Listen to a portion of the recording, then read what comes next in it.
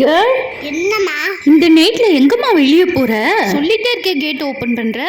ரோட்டை சுத்தம் பண்ண போறேன். எதுக்குமா?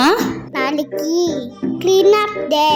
என்ன நீங்க அதெல்லாம் மீடியா என்ன ரோட கிளீன் பண்ணா அதெல்லாம் மீடியா எனக்கு ரொம்ப அஸ்மிங்கா ஆயிடும். அதான்